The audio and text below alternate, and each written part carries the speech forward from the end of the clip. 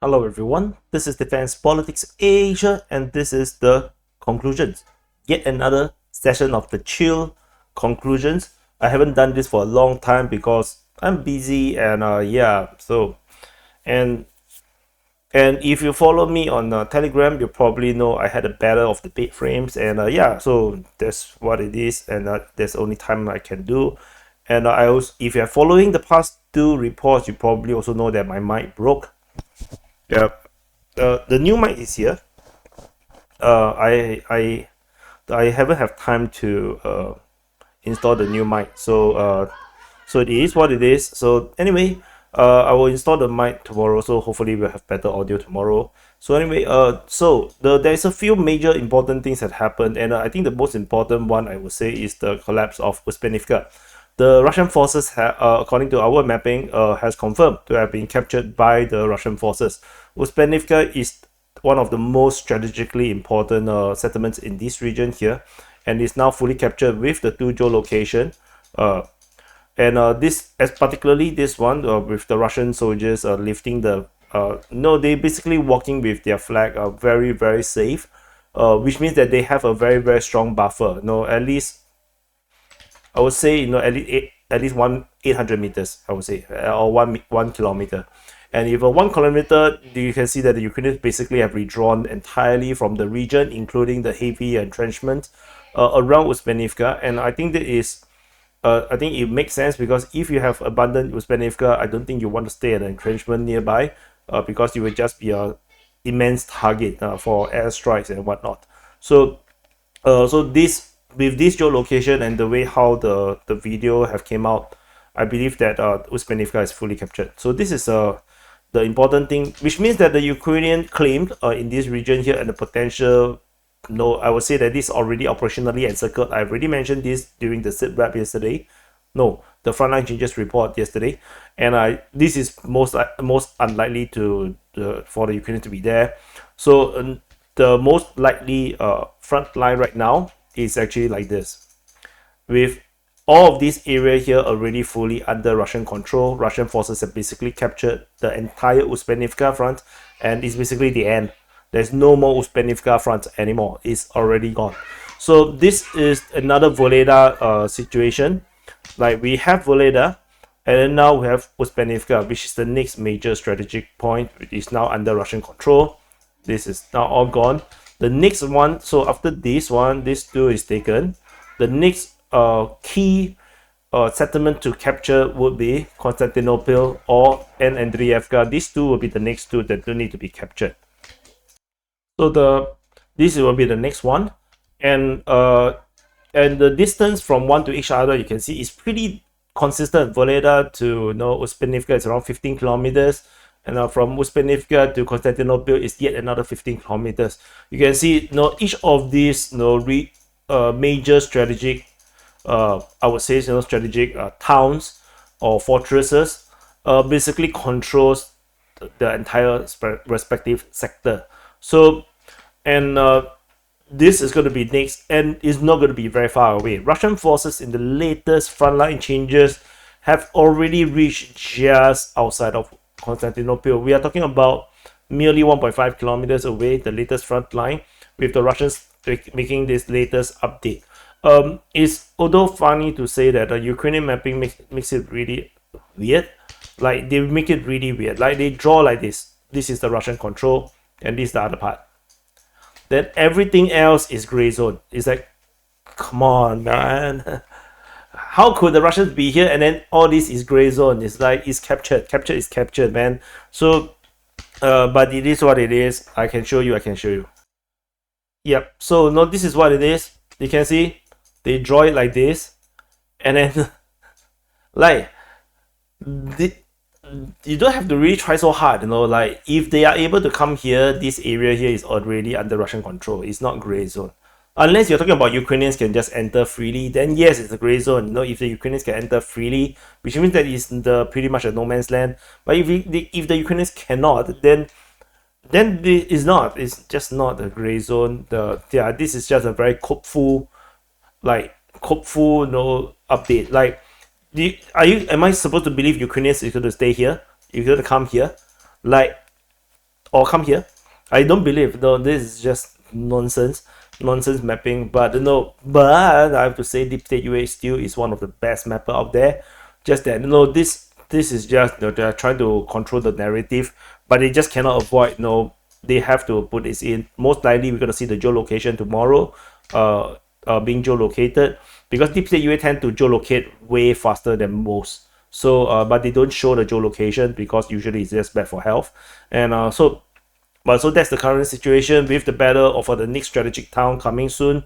Yeah, this is kind of bad. But this is a bit special because this is the twin town. This is a Constantinople with Andreevka. This is a twin town, and so you have to each of them controls the different half. Like Constantinople controls the southern half, Andreevka controls the northern half, and they have their own influence. They have their own influence around this area here. So no, we shall see. We shall see how this goes, how this continue to play out, and of course, Welyka Novosilka is the other one that is currently under siege by the Russian forces. So this is going to be the other one that I want to talk about. If you look at the Ukrainian mapping, they still insisted that Ukrainian forces is at Makarivka, and the Russian forces basically have fingered into them, and then expanded the control, leaving this small little area for them to retreat from, which is impossible because the distance here is really small.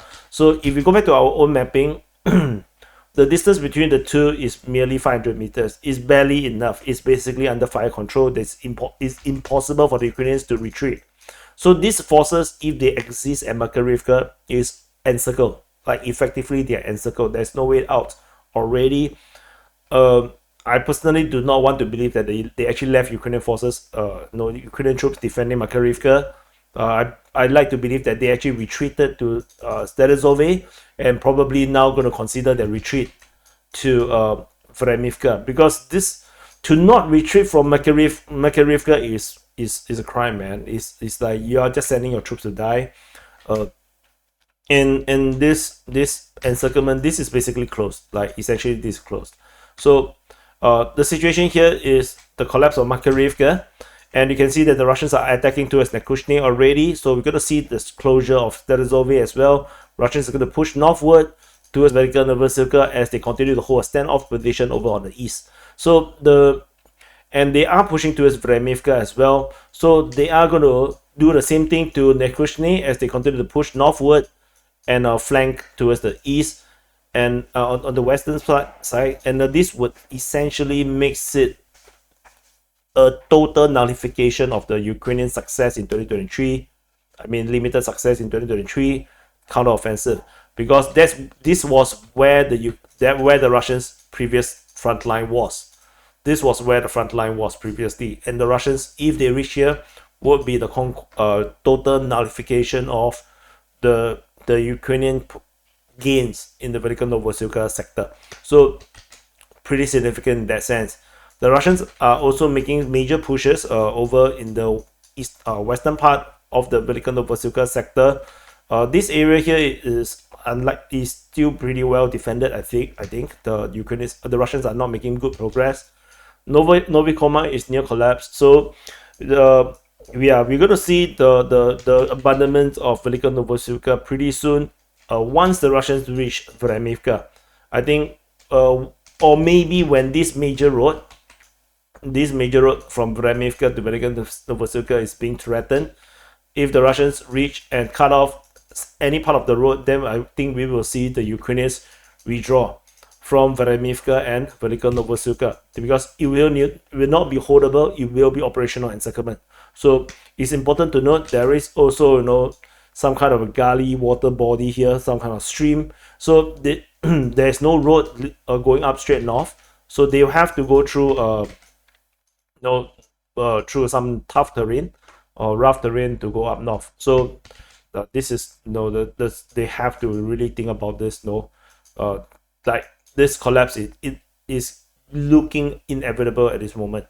Some other major stuff is, of course, around Voreshna.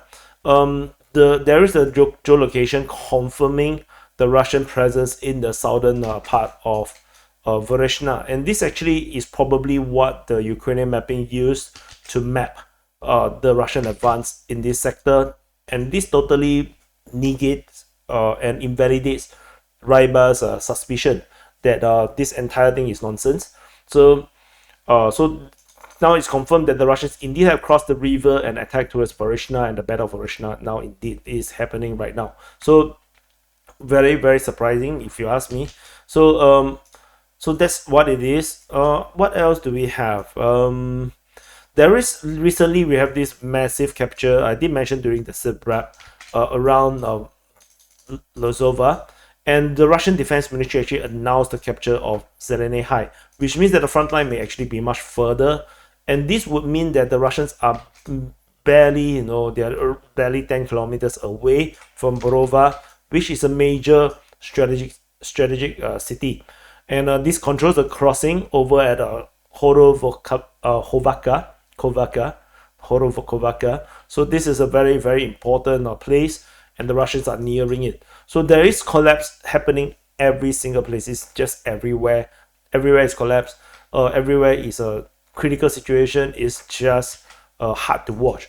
And it's no wonder a lot of people telling me in the comments, like, I don't watch Ukraine war content most of the time because I'm just bored of it. But some of you guys are commenting, letting me know that the pro-Ukrainian guys don't even show maps anymore.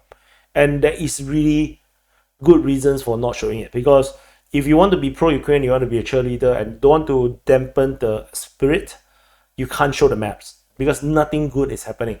So it's just horrible situation all over the place. And looking at Toretsk, let me see. Toretsk, the Russians basically have advanced, captured the entire of the Zabalka region. They have captured most of the central part of Toretsk. Things is looking really bad, and for the first time on the 13th of December, we have seen reports of fighting at Krimsky, according to the Ukrainian Defense Ministry, which is a surprise to me, that the Russians have arrived in around this sector, but it was never mentioned again. So that's a bit of a weird, but that's all from that region. Pokrovsk sector is collapsing really fast. Now this animal have this doggy. This dog is now corrupted into some kind of, I'm not even sure what the hell is this. And we have a few major developments. Russians are now pushing around. They are flanking around. Okay, let me draw the arrows around the Vyshneve. They are pushing towards Pokrov. For the first time, we see no fighting being reported at Novosilka. If I'm not wrong, this is the first time, yes. And then we also, for the first time, see the fighting reported at Novosilka. And the Novosilka one is even more damning because we already see geolocation. This is one of the latest geolocation. Russian forces basically have reached basically the eastern outskirts of the town or the village. So the situation continues to collapse. Vurzenia is near full capture, if I'm not wrong, or already full capture. The Russian forces captured a bigger chunk of Chensk and putting pressure on Zeleny. So the entire situation in this area is just a huge mess. Any commanders that are being deployed into this area, looking at the map, is like, what the hell is happening, man?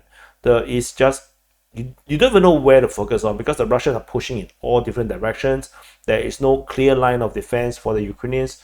This is a horrible situation. I'm not sure which commander is in charge. Even you tell me who he is, I wouldn't know who is he. I also wouldn't care. But it's horrible.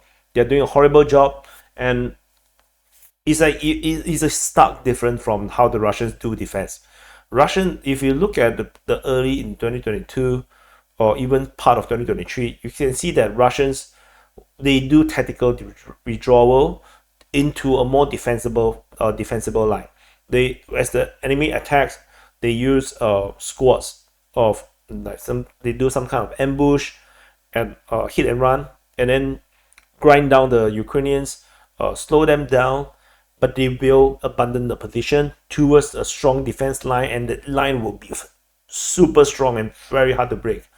The Ukrainians are defending every single place. There is no clear line of defense, and this is horrible. This is bad. But of course, with the lack of air defense and lack of artillery support, there is no air competition, total air supremacy by the Russians, and of course they even lost out in missile technology. They don't have missile technology anymore. They have limited ones, that is they used to hit useless targets inside Russia. The situation is just bad. Like, I don't even know how you're going to defend. Like, you're using level 1 units to fight level 10 units, almost to that kind of extent. So it's quite bad.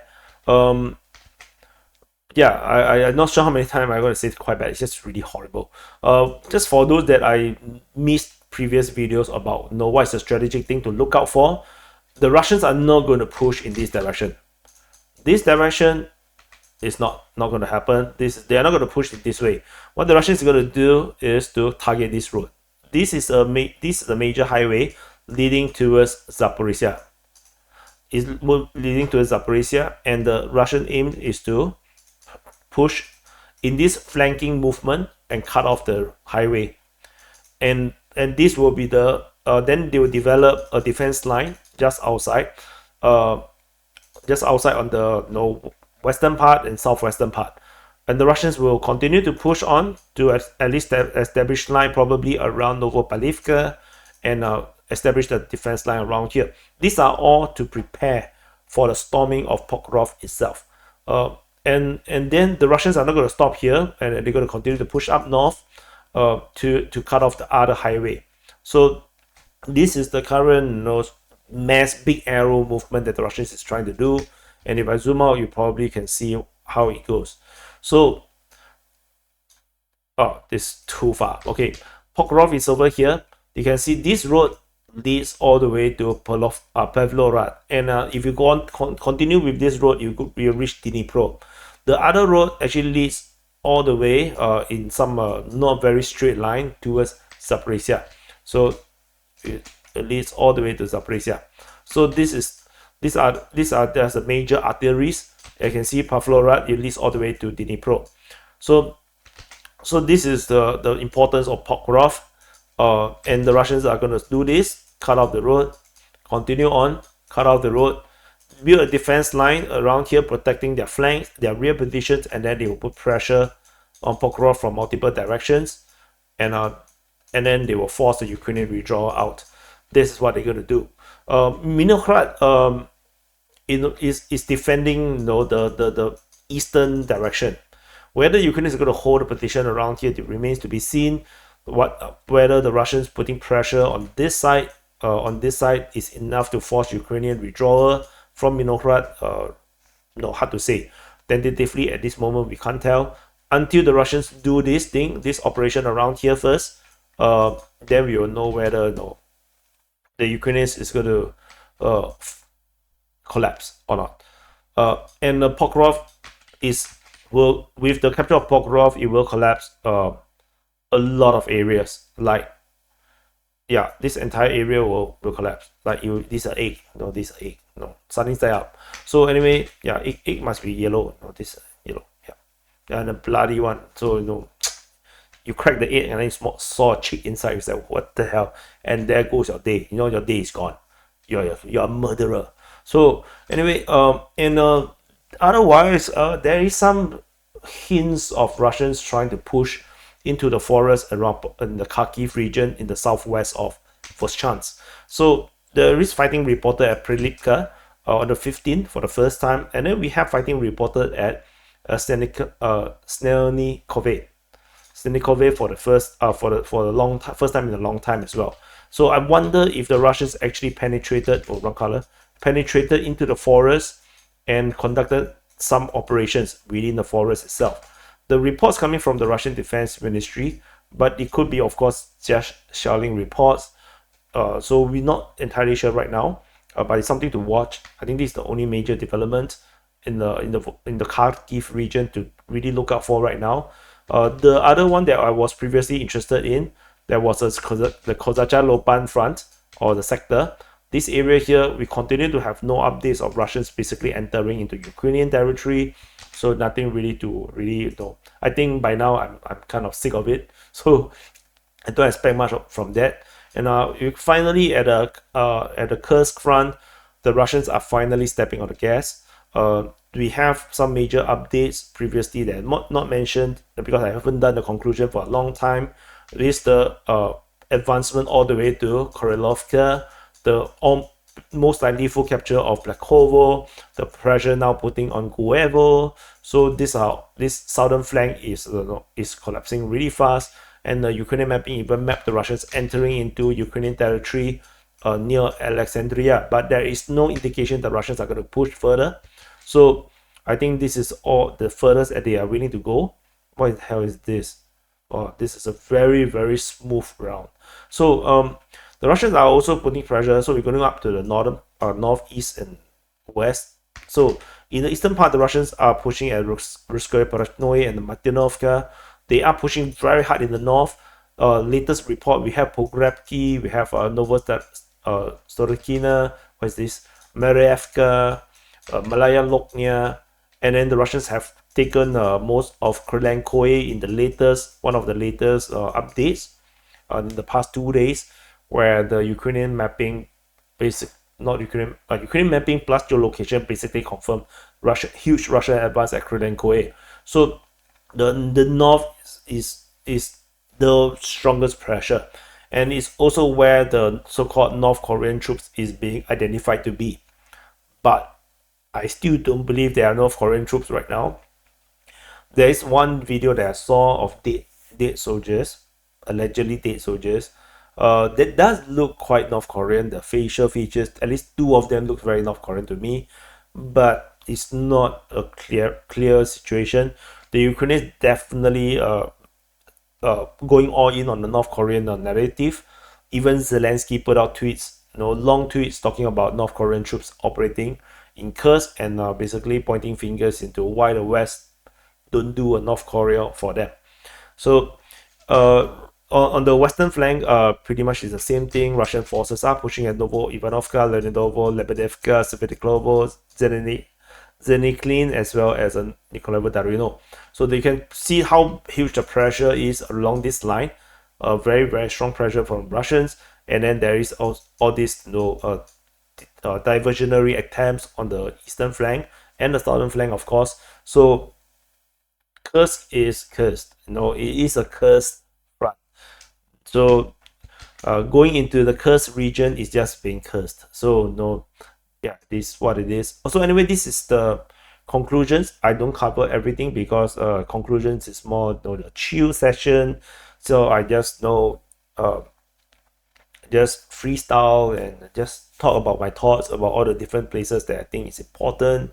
And rather than a sit rep, and of course we go a bit deeper into the analysis, the strategy, the tactics, and things that I think about about the different fronts. So sit rep is more about like we just talk of what happened over the past 1 or 2 days, and that's it. Although I do tell you about the significance of the strategic situation, but less so. So anyway, thank you for watching. Do press the like button, subscribe, help me pay for my renovations. Yeah, so you have to press the like button, help to push the video so I can quickly pay off my renovation loan. And thank you for watching, and I'll see you guys in the next update.